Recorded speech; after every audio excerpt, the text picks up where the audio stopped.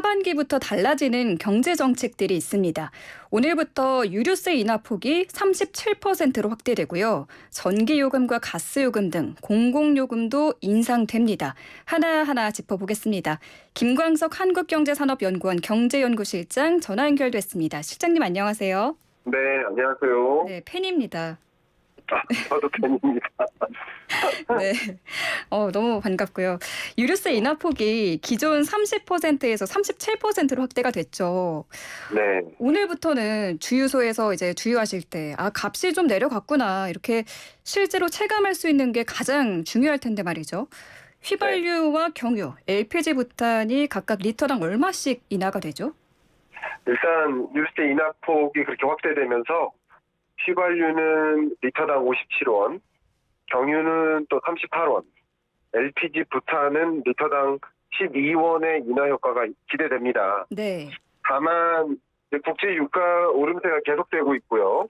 네. 또 주유소마다 재고를 소진한 후에 그 유류세 추가 인하분을 반영하고 있거든요. 네. 그래서 여러분들이 체감하시는 데는 좀 덜 할 수 있지 않을까 하는 우려가 됩니다. 그럼 당장 이게 가격이 할인된 거는 느끼기가 어렵겠군요. 그렇습니다. 그렇군요. 그러면은 이제 근데 국회에서는 이게 유류세를 37%까지 확대를 했지만 그래도 이 실제로 체감하기까지는 좀 어려울 수 있다라는 전망이 나오면서 유류세를 최대 50%까지 깎아줄 수 있게 법을 바꾸겠다는 말까지 나왔거든요. 그렇습니다. 아직 조금 다음 스텝 이야기이긴 한데 자, 이 부분에 대해서는 어떻게 생각하십니까? 네, 저도 그런 부분들을 좀 유연하게 관리해서 지금 22년 하반기에 가장 중요한 이 한국 경제의 과제가 물가이기 때문에 또 세계 경제의 가장 중요한 과제이기 때문에 이 초인플레이션 시대에 대응하기 위한 그 정책 방향으로서 적합한 방향 아닌가, 저도 그런 생각을 좀 하고 있습니다. 그렇군요. 정부가 또 가격이나 체감이 실제로 이렇게 낮게 나타나면은 정유사들의 담합 여부도 조사하겠다고 밝혔는데 지금 뭐 이미 합동점검반을 구성해서 불공정 담합 행위 점검하고 있죠? 네, 그렇습니다. 이 유류세 인하 효과가 이 소비자들에게 제대로 전달되는지 그것을 좀 확인을 해야 되는데 소비자들은 전혀 체감하지 못하고 있다라고 하고 있기 때문에 네. 어쩌면 이 정유업계가 네. 하고 있겠죠. 그래서 이 정유사의 공급 가격이나 네. 또 정부조 판매 가격 같은 것들 이제 모니터링하고요. 또 현장 점검 때는 공정위도 동행해서 담합을 하고 있는지 여부를 이런 확인하는 그런 어떤 절차를 단행할 가능성이 높겠습니다. 알겠습니다. 혹시 그 오펙 플러스 회의는 언제로 일정이 지금 되어 있죠? 그 회의 일정이 좀 유동적인 것도 있고요. 네. 또 회의 결정을 하고 나서도 변경되는 일이 있기 때문에 지금으로서는 그게 언제다라고 이제 딱 정확하게 얘기하기 좀 어렵지 않을까 생각합니다. 그러면 좀 국제사회가 어떻게 좀 증산을 한다든지 뭐 이런 지금 계획은 없는 거죠? 아무튼 등산뿐만 아니라 미국과 중동 주요 산유 간의 어떤 교류도 있고요. 그러면서 네. 원유 공급량을 충분히 늘릴 수 있게 하는 그런 방안도 고민을 하고 있는데 네. 또 중국의 봉쇄 해제라든가 이런 일들이 같이 맞물리면서요. 원유 수요가 또 그만큼 늘어나고 있어요. 그래서 이제 한국에는 계속될 수 있겠다라는 걱정이 됩니다. 다만 어쨌든 계속 부정적인 원유 가격이 올라갈 것 같다는 이런 부정적인 사인보다 네. 그래도 잡힐 수 있겠다는 긍정적인 그런 요소들이 많이 생기면서 그래도 3분기부터는 하향 안정화될 수 있겠다. 물론 고유가 시대는 계속 지속됩니다. 그러나 이 고유가 시대임에도 불구하고 피크아웃을 찍고 있다. 2분기가 고점이다라는 국제 기구들이 좀 있습니다. 그래서 그런 좀 우리 긍정적으로 생각하는 것도 필요하지 않을까 생각합니다. 네, 알겠습니다. 그런데 지금 통화 좀 음질이 좋지가 않아서요. 전화를 잠깐 끊었다가 다시 좀 걸어보도록 하겠습니다. 네. 지금 에너지값 상승에 따른 국제사회의 움직임 그리고 앞으로의 전망에 대해서 이야기를 하고 있는데요. 지금 유류세 인하 폭이 37%로 확대가 되면서 리터당 휘발유는 57원, 경유는 38원, LPG는 12원 더 내려갈 수 있을 것으로 전망이 되고 있습니다.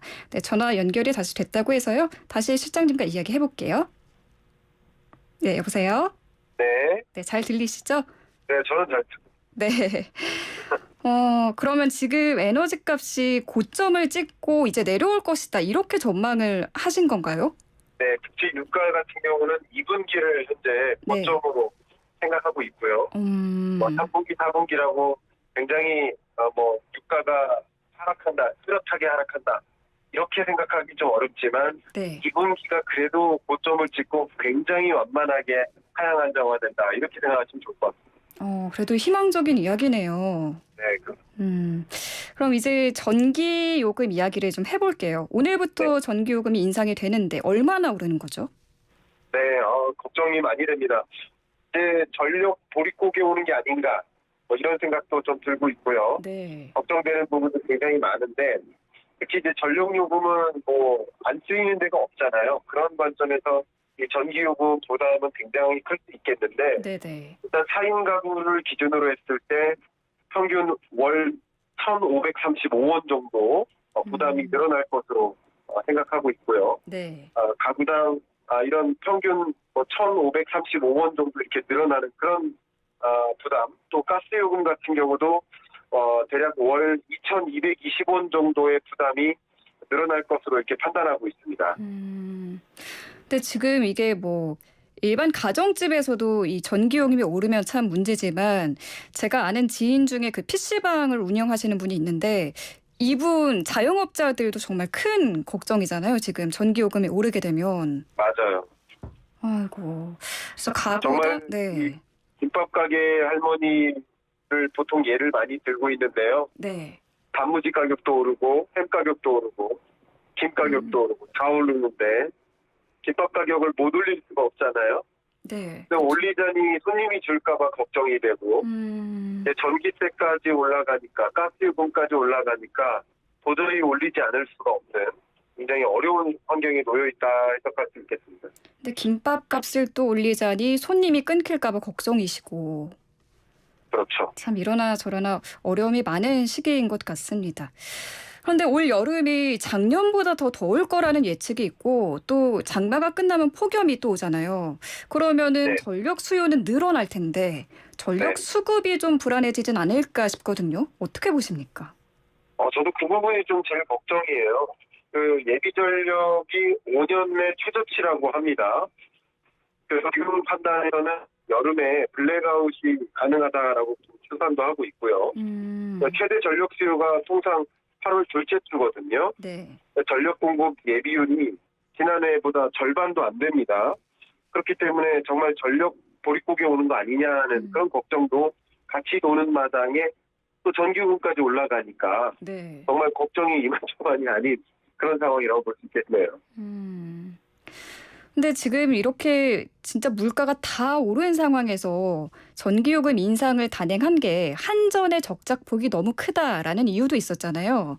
네. 일각에서는 한전이 방만 경영을 해놓고 국민들한테 요금을 올려서 짐을 떠넘기고 있다라는 비판의 목소리도 있거든요. 이거는 네. 좀 어떻게 보십니까?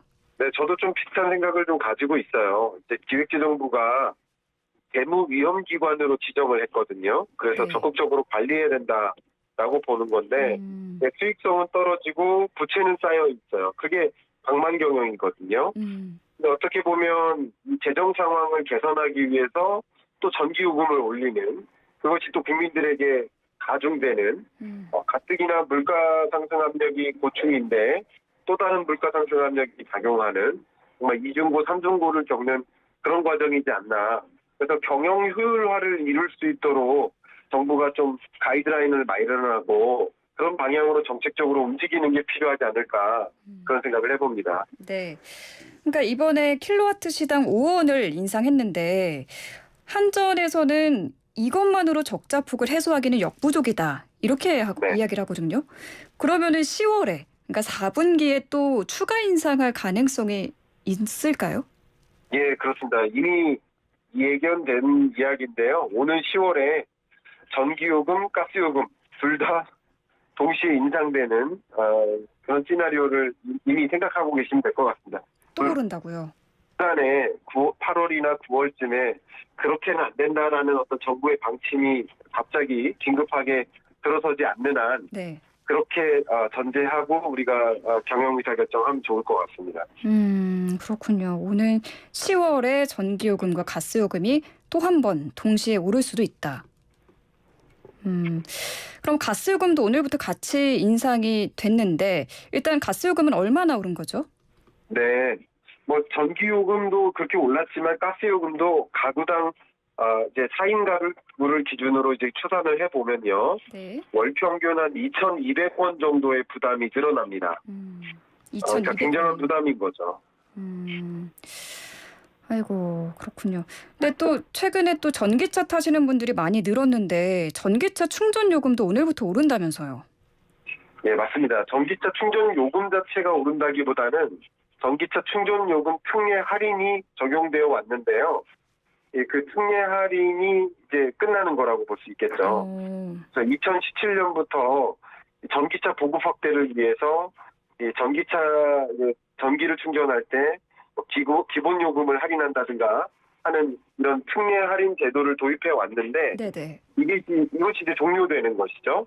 네, 그러면서 말 그대로 전기차 충전 요금이 증액되는 그런 효과가 나오는 거라고 볼 수 있겠습니다. 그러니까 전기차 충전 요금 특례 할인이 종료가 되면서 사실상 전기차 이 충전 요금도 오르는 걸로 보면 되겠네요. 그렇습니다. 이렇게 뭐 가스니 전기니 공공요금이 다 인상이 됐는데 7월부터는 국민연금도 일부 소득자에 한해서는 인상이 된다고요.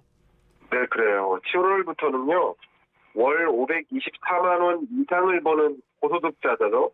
이 고소득자에게는 국민연금 보험료가 최대 26,100원 정도 인상되는 것으로 지금 추산하고 있거든요. 네. 국민연금 최고 보험료가 대략 47만 1,600원이었는데 이게 49만 7,700원으로 2만 6천 원가량이 상승하는 것이다. 이렇게 생각하시면 좋을 것 같습니다. 알겠습니다. 반면에 이 생애 최초 주택 구입자에 대한 대출은 또 확대가 된다면서요? 네, 정말 3중고, 4중고인데요. 대출 규제도 또 어려워지는 환경에 놓이게 됩니다. 일단 첫 번째가 DSR 규제라고 하죠. 네네. 1억 이상의 1억을 초과하는 대출자의 경우에는 그 한도를 대폭 줄여나가게 되는 그런 결과가 초래될 텐데요. 그러니까 총 대출 금액이 1억 원을 넘어갈 때 원리금 상환액이 연소득의 40%를 넘지 않는 그런 범위 내에서만 새로운 대출을 받을 수 있도록 하는 네. 그런 방향인 거고요. 그다음에 LTV 규제도 마찬가지입니다. 생애 최초 주택 구입자에 대한 대출은 확대하는 방향, 주택담보대출 비율이 80%까지 완화되는 그런 방향으로 LTV 규제는 또 완화되는 흐름이라고 볼 수 있겠습니다. 알겠습니다. 오늘 말씀 여기까지 듣겠습니다. 고맙습니다. 감사합니다.